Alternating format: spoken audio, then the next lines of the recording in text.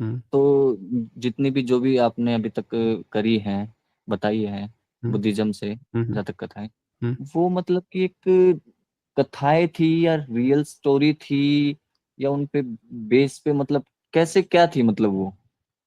मतलब कि कहानियाँ मतलब बना दी या तो मतलब कि एक वो रियल हो फिर उसको कहानी मतलब बना के पेश करके उस तरीके से पेश की गई? देखिए, जातक कथाएँ को आप इस तरह से समझ सकते हैं कि जातक कथा ना लोगों को शिक्षा देने के लिए आधारित थी। हुँ, लोगों को मोरालिटी का ज्ञान देने के लिए आधारित थी। तो उसमें 2 तरीके अपनाए गए थे। एक तरीका जिसमें क्या किया जाता था, जैसे अभी आप जो कोर्ट के न्यायालय देखते हो, तो कोर्ट न्यायालय में क्या सिस्टम होता है, कोई केस आया, उस केस पर हाँ, बड़ा गहन अन्वेषण हुआ, ढेर सारी बहस हुई, ट्रायल्स हुए हैं। फिर उसके बाद से जो उसका रिज़ल्ट आता है, तो उसको वो बना दिया जाता है, एक मानक बना दिया जाता है कि भविष्य में इस तरह का कोई केस आएगा ना, तो उसको हाँ, डायरेक्ट आप कोर्ट में पेश कर सकते हो कि देखो सर यही सेम केस पहले भी आया था, तब ये रिज़ल्ट है। तो उस हिसाब से सहूलियत हो जाती है जज को। जज आसानी से कह देगा कि हाँ, इस पर पहले भी बहस और सारी चीज़ें, ये रिज़ल्ट निकला है, तो बड़ी आसानी से उसका तुरंत फैसला हो जाएगा।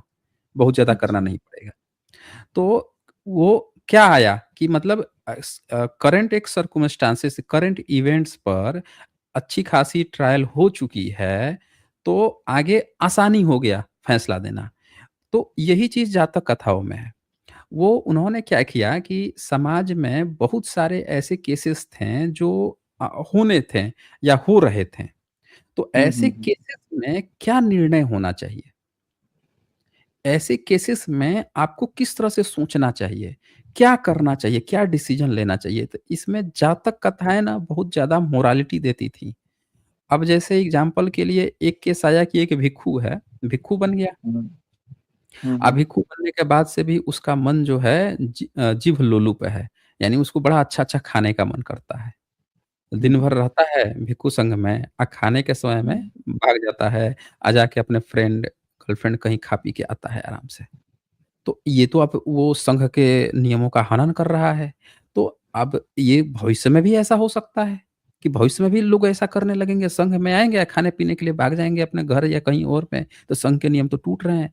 तो ऐसे कंडीशंस में क्या मोरल शिक्षा होनी चाहिए, क्या होना चाहिए? तो इस तरह के आप देखेंगे कि जातक कथा में इस तरह का एक कहानी सुनाया जाएगा कि देखो, पहले भी ऐसा एक चीज़ हुआ था। मतलब एक होता है ना कि बच्चों को हम क्या कहते हैं, "बेटा ये फ़िल्म देखना।" कुंग फू पांडा देखना, उसमें आपको पता चलेगा कि सबसे आलसी जो जीव है, वो भी एक वर्ल्ड क्लास मास्टर बन सकता है, अगर हम उसके तरीका किस तरीके से वो सीखना चाहता है, उस तरीके से हम उसको सिखा दें तो। तो हम दिखाते हैं बच्चों को, एक बच्चे को आपको सिखाना है, बच्चा को लग रहा है कि यार हमारे तो माँ-बाप नहीं पढ़े-लिखे हैं, हमारे बाप तो ये नहीं किए हैं, हम कैसे कर पाएँगे? बच्चा फ्रस्ट्रेट है, उसके अंदर से। तो आपने क्या कहा, उसको कुंग फू पांडा दिखाया, उसने देखा, क्या देखा कि एक पांडा है, मोटा-सा, और वो बहुत आलसी है, सीढ़ियाँ तक नहीं चढ़ पाता है, बड़ी मुश्किल से सीढ़ी भी चढ़ पा रहा है। और उसको कोई कह देता है, उँगली दिखा देता है कि ये बनेगा सबसे बड़ा फाइटर, ये दुनिया का सबसे बड़ा रक्षक। अब गुरु पे लोड अच्छा। पड़ गया, यार ये तो पांडा है, ये तो इतना आलसी होता है, इसको मैं कैसे, लगता है चुनाव गलत हो गया है। लेकिन सिखाना है अब गुरु को, कैसे सिखाए? गुरु पूरा प्रयास कर रहा है, वो हर जगह फेल हो जा रहा है लड़का। लड़का बहुत आलसी है, वो कर ही नहीं पा रहा है। फिर गुरु सोचता है कि यार, जब इसको हमको बनाना है, गुरुजी ने म ब दूसरे गुरु ने कह दिया है कि नहीं यही बनेगा, तो इसको कैसे मैं सिखाऊँ? फिर एक दिन देखता है कि अच्छा, ये इसको खाना जब भूख लगती है, तो ये खाने के लिए ना कहीं पे भी चढ़ जाता है।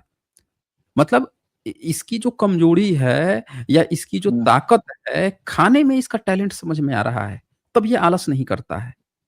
तब उसको क्या करता है, उसका जो खाना रहता है उसको ले जाता है, खाने को ऊपर फेंकता है और कहता है तुझे खाने को पकड़ना है, और उसके बीच में उसको ढेर सारे करतब करके सिखाता है। मतलब हर बच्चे में सीखने की जो क्षमता है, वो अलग-अलग होती है, वो यूनिक तरह से सीखते हैं।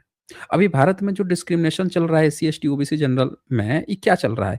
ब्राह्मणों में या ब्राह्मणवादियों में धार्मिक किताबों में हमेशा कहा गया तुम पढ़ सकते हो, पढ़ सकते हो। उनके यहाँ एक पैटर्न हुँ, था हुँ, पढ़ने का। लेकिन वहीं बहुजनों में पैटर्न नहीं था पढ़ने का। ना धर्म ग्रंथ में था, हज़ार साल से पीछा छुड़ा हुआ था। तो बहुजनों में जब पैटर्न नहीं था तो बहुजनों को पढ़ाने के लिए एक अलग तरह की व्यवस्था लानी चाहिए थी जिससे कि बहुजन पढ़ सकें, उनके घर, उनके पेरेंट्स भी जागरूक हो सके कि इस तरीके से हमारा बच्चा पढ़ेगा। क्योंकि हमारे यहाँ पीढ़ी दर पीढ़ी पढ़ने की प्रथा नहीं है।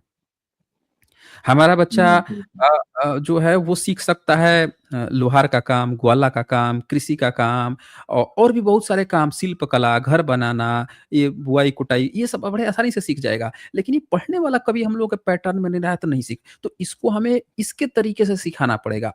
भारत के एजुकेशन सिस्टम में वो तरीका ये लाए नहीं।